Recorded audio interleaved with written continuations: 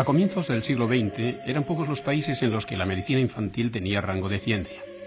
La mortandad entre los niños de pocos años alcanzaba proporciones de epidemia en algunas naciones. Ernesto Cofiño contribuyó de manera eficaz a que en Guatemala se diera un impulso decidido a la pediatría. Esta historia habla de un hombre que nació cuando terminaba el siglo pasado y que dedicó su dilatada vida a ayudar a los demás sin hacer distinciones de raza, credo o fortuna. Fue un hombre superior, extraordinario y fuera de lo común en nuestro medio. Siempre le tuvimos una gran admiración, algo así como un personaje de leyenda.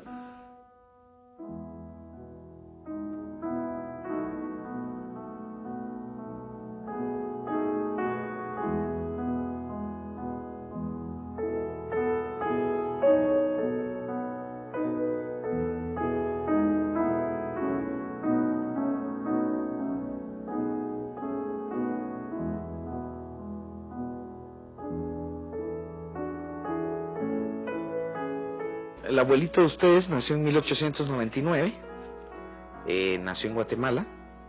Todos sus demás hermanos, que eran 6, nacieron unos en la Antigua, los últimos 3 nacieron en Guatemala. Imagínense, 1899 era el siglo pasado, pues él era un hombre del siglo pasado. Su papá se llamaba José María y su mamá se llamaba Clotilde. Mi abuelo era un hombre sin duda muy duro,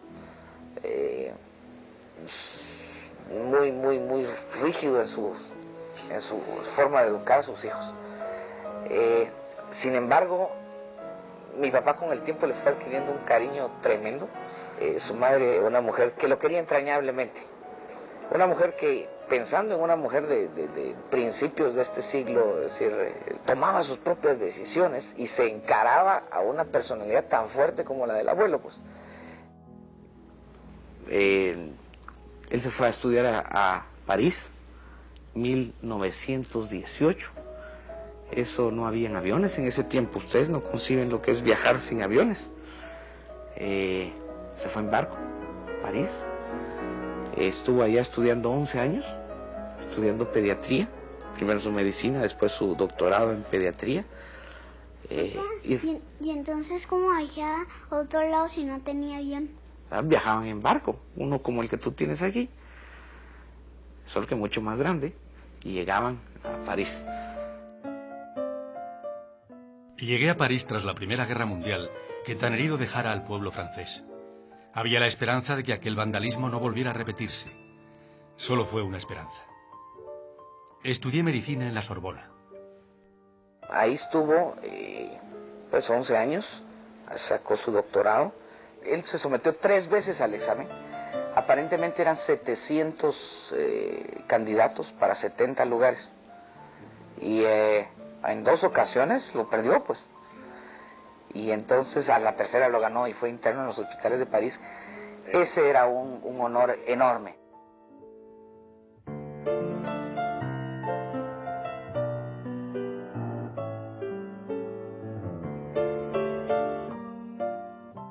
Su maestro fue Robert Debré, por quien él tuvo una admiración profunda.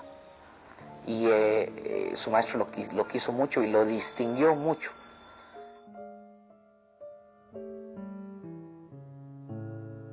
Se graduó brillantemente, obtuvo la medalla de plata de los hospitales de París y en 1929 regresó de Francia.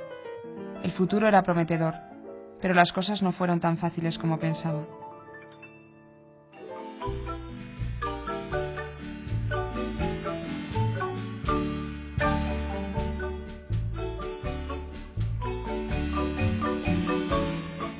Él vino a Guatemala, básicamente a hacer de todo. La pediatría en Guatemala no existía. Sí, habían médicos que se dedicaban pues a tratar a los infantes y generalmente la técnica era use la mitad de la dosis de la que se da a un adulto y mucho de curar niños diciéndoles, bueno, déjelo que no coma, téngalo agua, y generalmente el niño se moría. Tuvo incluso muchos enfrentamientos de ser el médico jovencito que viene y qué me va a poder enseñar este niño a mí que he sido médico tantos años. y tuvo que oponerse a grandes médicos que habían en Guatemala, pero que tenían este desconocimiento de lo que era la pediatría. Tuvo que avanzar a contracorriente, frente a viejos prejuicios médicos, y logró salvar la vida de miles y miles de niños.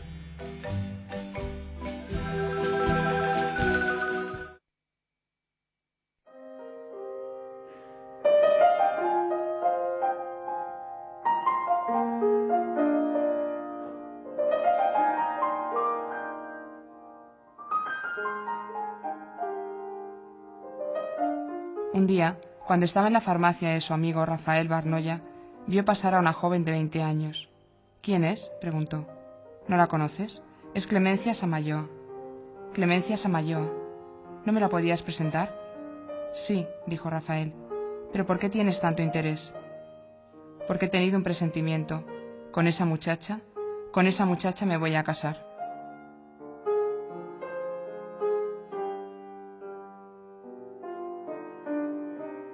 Así fue siempre, intuitivo, rápido, animoso y firmemente decidido. En la fiesta de Año Nuevo coincidieron otra vez. Al terminar el último baile le preguntó: ¿Cuándo nos volveremos a ver? En cualquier sitio, contestó Clemencia. Al azar nos hemos encontrado y al azar nos volveremos a encontrar.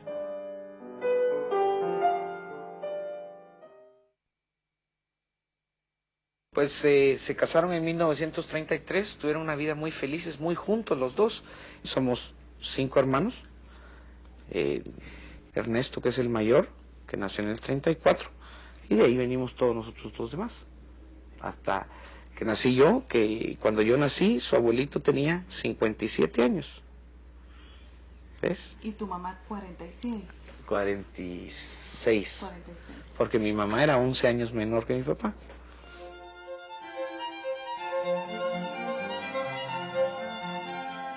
Fue siempre un hombre en constante superación, un pionero. Introdujo la pediatría en Guatemala. Fue jefe de clínica del Hospital de San Juan de Dios y director médico de la Sociedad Protectora del Niño.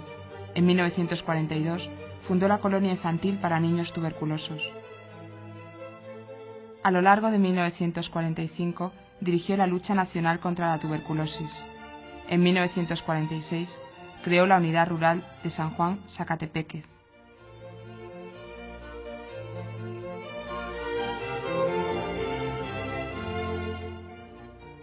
Me ofreció llevarme a trabajar a San Juan Zacatepeques. En San Juan Zacatepeques el trabajo era en 2 sentidos. Uno era atender la unidad asistencial, donde teníamos un poblado entre los pueblos vecinos y el municipio de 33,000 personas, 3,000 indígenas y 3,000 ladinos. Nos interesaba mucho poder entrar con la población indígena. Antes de la época de los antibióticos, los niños se morían 100%. Cuando los niños tuberculosos regresaban al Hospital General, le decía a Sor Matilde: este chiquito por favor le dan pollito. Pollito ya significaba para nosotros que había que darle todo el gusto que el niño quisiera, si quería comer esto, si quería comer el otro, porque sabíamos que ese niño estaba pronto para fallecer. Morían los chiquitos, nos obligaba a ir al salón de autopsias para personalmente él mismo veía las autopsias de los niños, confirmar si lo que él nos había enseñado en las radiografías y en la evolución clínica de los pacientes era cierto o no, que nos permitía ver en esos chiquitos sus cuerpecitos desnutridos, carcomidos por la enfermedad. Tuvimos épocas un poco desagradables y muy tristes de recordar, donde el doctor Cofiño recibió un trato inmerecido totalmente, con mentiras, pero mentiras de esas que hieren a fondo, porque lo trataron con adjetivos que jamás me decía el doctor Cofiño. A mediados de julio de 1951, el director del antiguo hospicio de Guatemala amenazó con expulsar a todas las religiosas que atendían aquel centro. Como respuesta, las vendedoras del mercado organizaron una gran manifestación de protesta. Las autoridades nombraron un nuevo director, Ernesto Cofiño.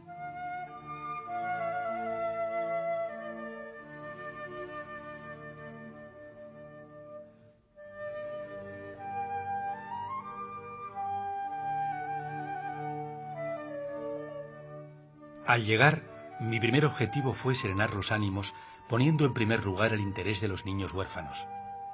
El estado del centro era lamentable. Los dormitorios largos y estrechos, con ventanas de aspecto carcelario. Comedores de ambiente tétrico. La vajilla de peltre y descascarada. Las niñeras tenían que bañar a los niños en una antigua tina incómoda. La cocina insuficiente. La pila anticuada y grasienta. Y para lavarse, aquellos 150 muchachos solo tenían 3 lavadores de granito, desportillados y sucios. Esta situación golpeó de tal manera su espíritu que empleó sus mejores energías en la puesta en marcha de un buen servicio pediátrico, de una casa cuna, el nido, de un jardín de infancia, los gorriones, y de una colonia de vacaciones, las golondrinas. Organizó nuevos departamentos, cambió el sistema anticuado de los hospicios, creó hogares sustitutos, impulsó una escuela del hogar para las muchachas y modernizó los talleres.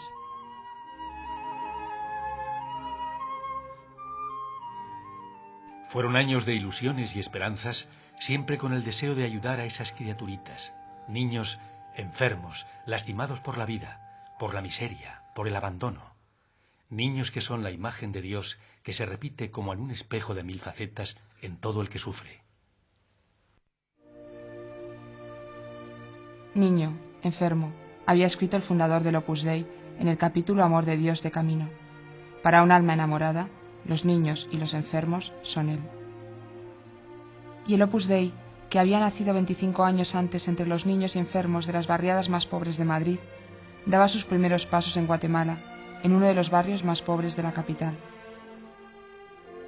Aquí en este barrio fue donde el Opus Dei comenzó en Guatemala, ya que don Antonio Rodríguez vino en el año 53 y muy cerca de acá fue donde se hospedó.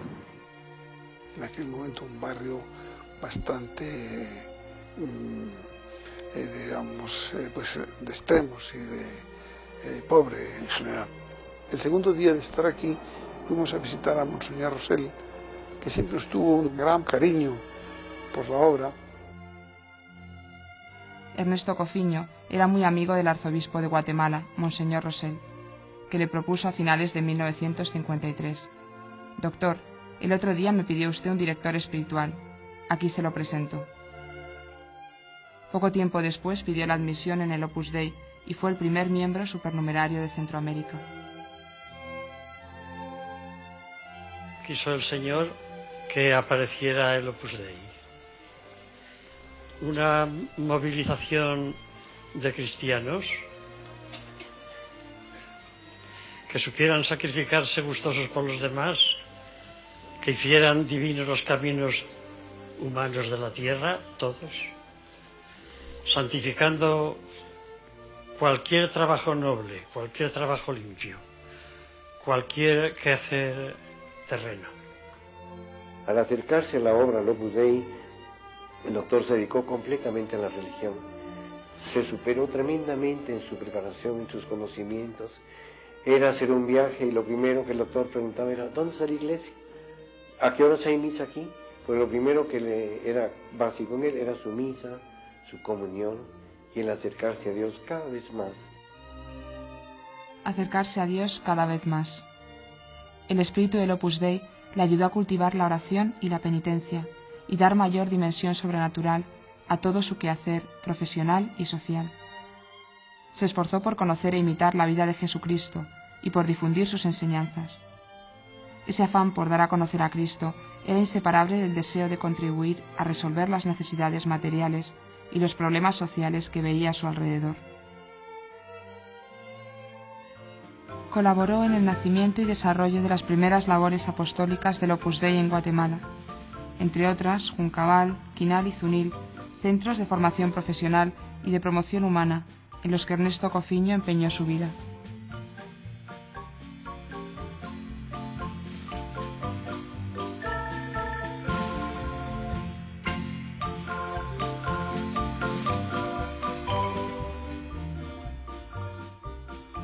Trabajaba con gran intensidad y después de jornadas agotadoras en la consulta, en el hospital y en la universidad, se iba con su familia los fines de semana a descansar a San Juan.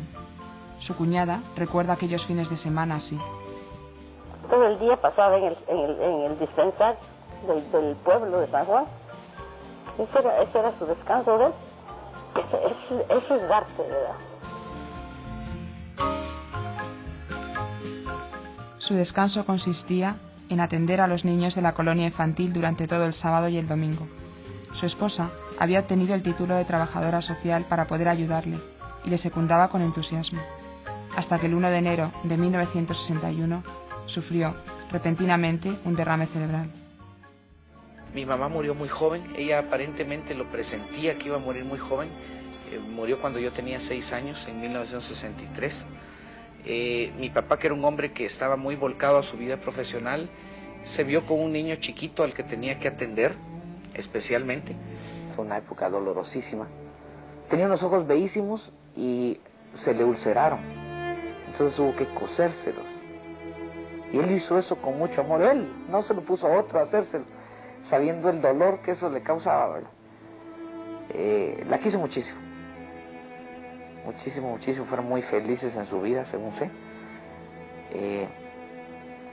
Y bueno, se le fue cuando él era un hombre muy joven. Y muy joven de adentro. Sí, a sus 62 años seguía muy joven de adentro. La dedicación al Opus Dei le rejuvenecía. Y las palabras que le dijo el fundador, recordándole la llamada universal a la santidad, le llenaban de esperanza. Mira, hijo mío, me dijo el padre, en el Opus Dei todos tenemos una misma vocación que es de origen divino. No hay una vocación para los sacerdotes, otra para los solteros y otra para los casados. Todos comemos del mismo puchero. No hay uno para ti y otro para mí. Y Dios quiera que tú y yo podamos comer de ese puchero en el cielo. Me impresionó la alegría del padre. Eso le sucedió también a mi buen amigo don Samuel Canjí, que nada más verle le dijo: Monseñor, quiero recordarle en primer lugar que yo no soy católico y en segundo lugar que soy judío. Nuestro padre le dijo: pero hay otra cosa que también eres, que eres hijo de Dios.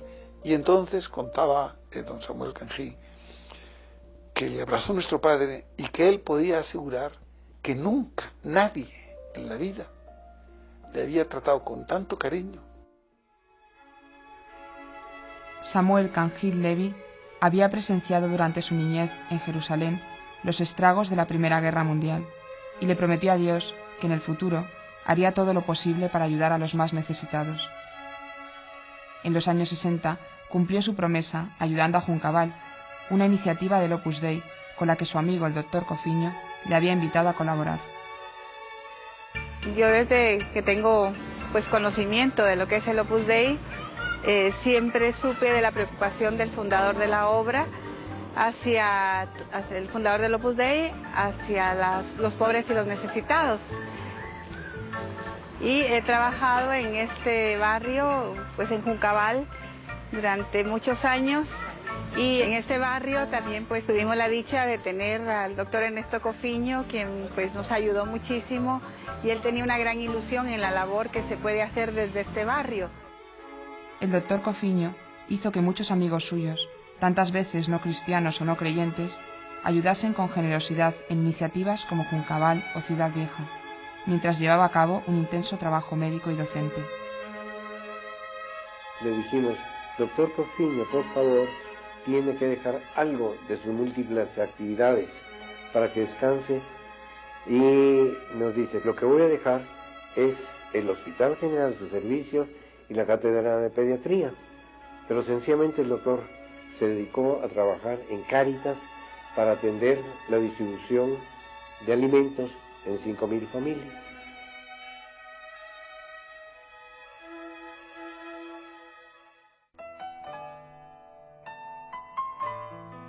Nunca creyó que me iba a ver, primero ni siquiera graduado de bachiller y mucho menos de mi carrera universitaria. Vino luego el asunto de mi noviazgo, que mi mujer no era católica. Ajá. Entonces, en cuanto él lo supo y vio que el noviazgo ya iba en camino un poco más serio, empezó a prepararme. Y yo muy gustosa, porque para mí eso era algo que me llamaba mucho la atención. Y entonces acepté la ayuda de él me emocionaba, me gustaba, me fue motivando mucho la forma que él me empezó a preparar. Me preparó 6 meses, hice mi primera comunión, mi bautizo, mi confirmación. Así es. Yo no quería dejar a mi papá solo. Habíamos estado tan unidos que ya eran sus últimos años. Sí, el dejarlo solo viviendo en casa pues era muy doloroso para los dos, ¿verdad? Y entonces fue cuando vino Cleme, mi cuñada, que decidió dar un poquito de empuje y decirle, mira papá, los muchachos se quieren casar, no te quieren dejar, ¿por qué no se vienen a vivir contigo? Nos casamos. Tuvimos una vida muy feliz juntos los tres, sí. A pesar de que él era un hombre tan cultivado, sí. Tuvo la suficiente inteligencia como para poder dejar que mi mujer tomara el papel de ama de casa. Así es. Pues él era un experto cocinero. Mi mujer recién casada pues no cocinaba muchas cosas y él le fue enseñando las técnicas culinarias. Semana, y luego ya cuando mi mujer nos casamos y vivía acá, ella cocinaba todo y todo le gustaba a él.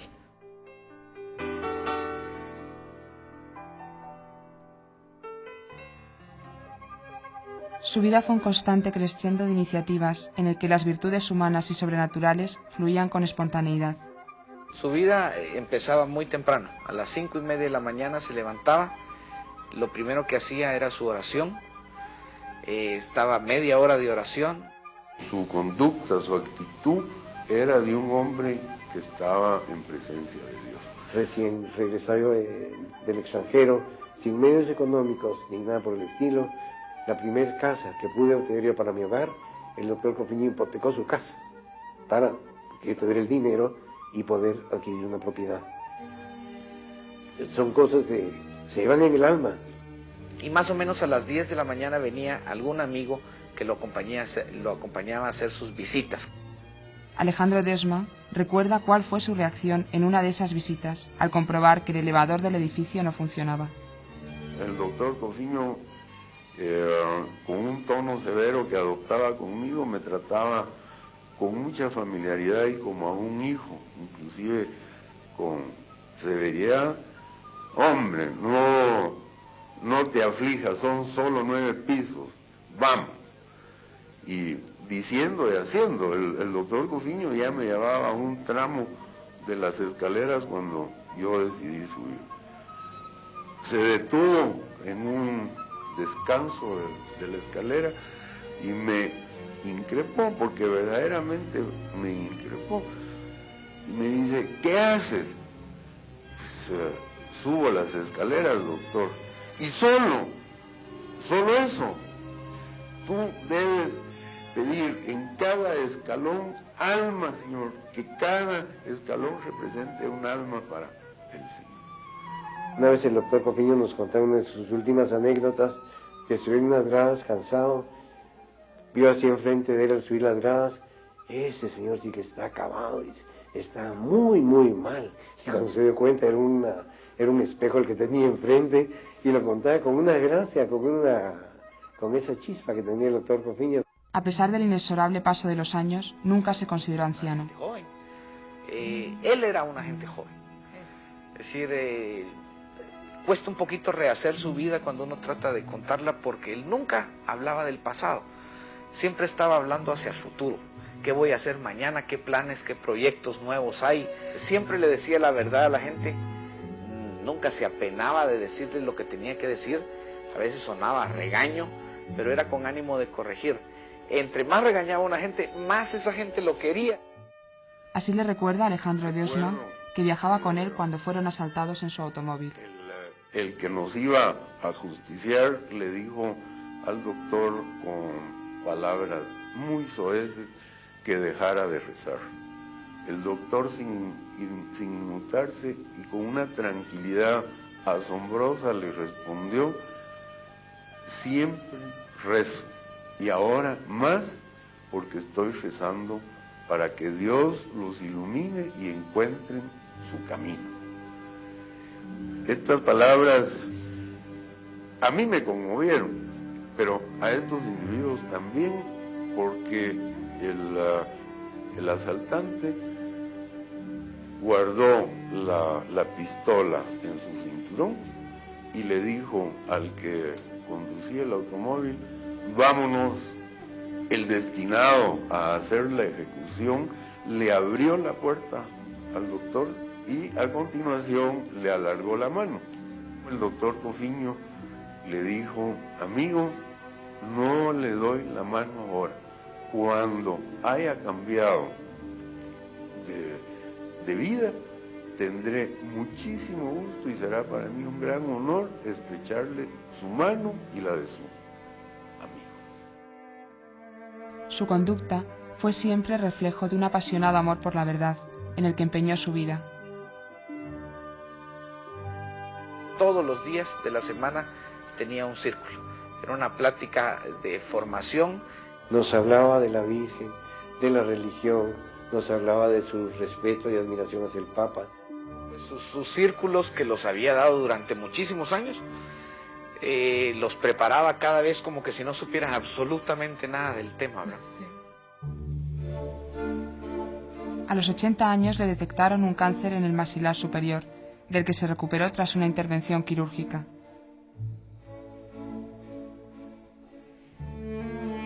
A los 91 años se le reprodujo el mal, y tras una enfermedad muy dolorosa, que llevó con gran fortaleza y conformidad, muy unida a la Eucaristía, falleció santamente en su casa, en la madrugada del 17 de octubre de 1991, a los 92 años de edad. En ese día, él no quiso acostarse en la cama, sino que quiso quedarse acá en este sillón, ¿verdad? Él se quedó sentado en el sillón y en la madrugada únicamente dio un suspiro, ¿no? En Guatemala ha dejado una huella imborrable, en todo sentido, como hombre, como maestro, como padre y como educador también.